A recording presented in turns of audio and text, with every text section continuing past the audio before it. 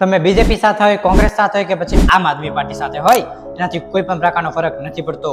પણ જે રીતે આ ભારત દેશની પરિસ્થિતિ ચાલે છે, હજારો કરોડો રૂપિયાના કૌભાંડો બહાર આવે છે, એનાથી એ સ્પષ્ટ સાબિત થઈ જાય છે કે આપણા ભારત દેશના લોકો પોતાના દેશ માટે વોટ નથી આપતા. એ લોકોની જાતિ જોઈને વોટ આપે છે, લોકોના પૈસા જોઈને વોટ આપે છે અને પાર્ટી જોઈને વોટ આપે છે. તે લોકોને ખબર હોય છે કે આ લોકો શાસનમાં આવીને કંઈ પણ કામ નથી કરવાના, છતાંય એ લોકો પોતાની જાતિનો છે, પૈસાવાળો છે અને નામવાળો છે એમ કહીને વોટ આપી દે છે અને પોતે જ પછતાય છે. કોઈ નેતાને જાતિ જોઈ, પૈસા જોઈ કે પછી એની પાર્ટી જોઈને વોટ નહીં આપશો, પણ જો આપણા માટે સારું કામ કરતો હોય, એના પૂરા વાયદા કરતો હોય અને દેશ માટે સારું કામ કરતો હોય તેને વોટ આપજો. પણ જે લોકો ભ્રષ્ટાચારી કરતા હોય, ખોટા ખોટા વાયદા કરતા હોય, તેને લાત મૂકીને બહાર કાઢી નાખજો.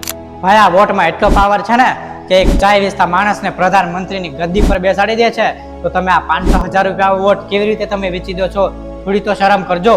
મિત્રો, આ વોટ તમારો છે તો તમે ઉપયોગ પણ એનો સાચી જગ્યાએ જ કરજો. તમે એટલા પણ મૂર્ખા નથી કે તમે 1,500 માટે કોઈને પણ લીડર બનાવી દો છો અને છેલ્લા 5 વર્ષ સુધી ભોગવવું પડે છે. તમારો શું રાય છે કમેન્ટમાં જરૂરથી જણાવજો અને જે બને એટલો વિડીયો શેર કરજો. જય જોહાર.